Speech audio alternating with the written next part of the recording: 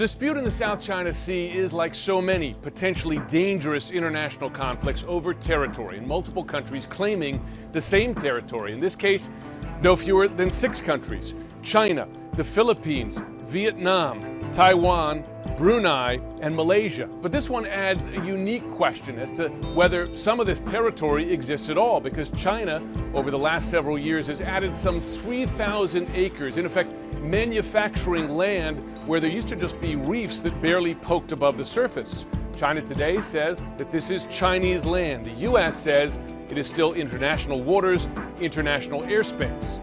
China, in addition to building those islands, is now militarizing them, basing military aircraft, military warships, and missile systems on those manufactured reefs.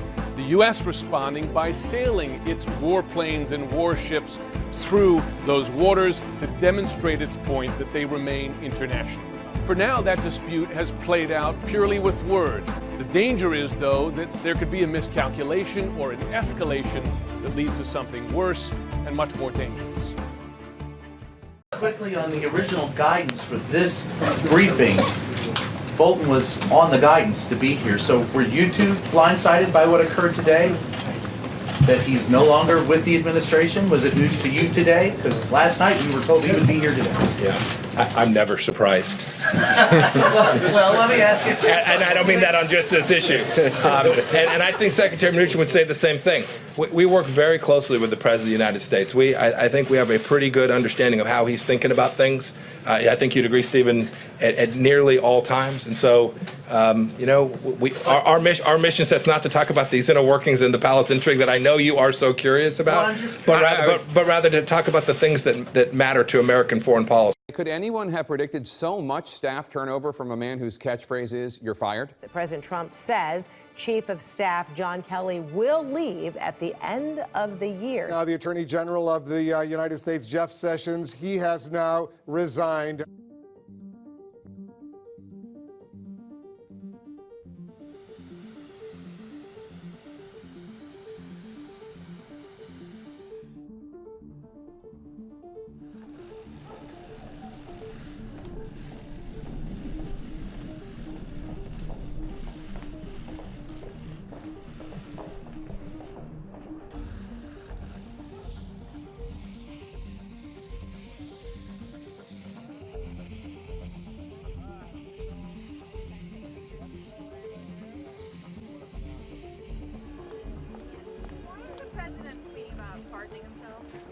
Why does the president think he's above the law, Tony?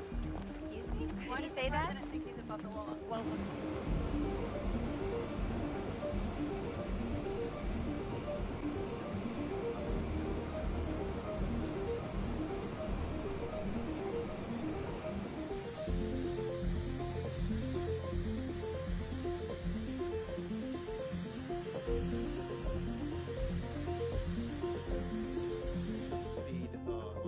stand regarding the potential lapse in funding, the shutdown. OMB is preparing for what we're calling the Schumer shutdown. It still surprises me.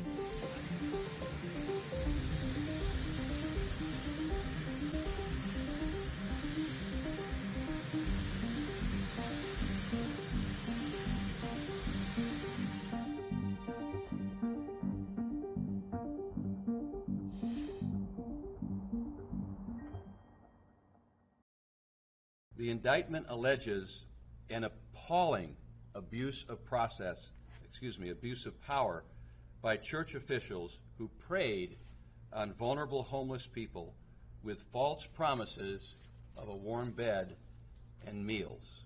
Instead, these victims were held captive, stripped of their humble financial means, stripped of their identification, their freedom, and their dignity. There have been a lot of victories in 17-year-old Brecken Willis's swimming career. The student athlete, now a senior at Diamond High School, along with her younger sister, a sophomore, has worked hard to make it happen.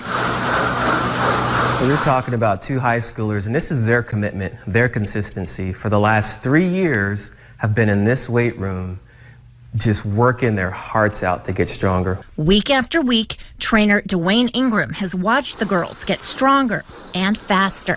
They're just an inspiration that should be celebrated and applauded, not rebuked.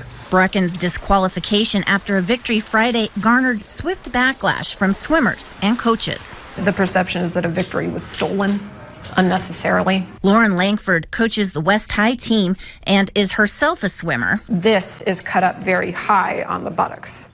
These are all suits marketed for adults. She told K2U rules about attire aren't working. Before these suits even get on an athlete's body, the cut of them is not in compliance with the modesty rule. Langford's point, the high cut at the hips and angled V of many suits' backsides aren't the correct shape to meet regulation guidelines. Shown here, the National Federation of High School Sports Association's illustration of proper and improper fit. The so-called modesty rule requires breasts, genitals, and buttocks to be covered. What we're attempting to do is try to define the parameters of a problem that, quite frankly, has been brought to us by adults who are uncomfortable being on deck with young men and young ladies who are not appropriately covered. But it does not state that coverage of the buttocks needs to be full coverage. That's something that we have gotten carried away with, and if we're going to police this rule, if it's covered, if it's not a thong or a G-string, then it's in compliance. The referee who made the call and Diamond's swim coach did not return our calls. Monday afternoon, the Anchorage School District said it was looking into the situation and confirmed Brecken was wearing the approved school-issued suit during the race. The rest of her team was wearing the same uniform, and she was the only one disqualified. It is my opinion that she has been targeted and singled out over the course of the last year. ASD has called the incident a difference of opinion.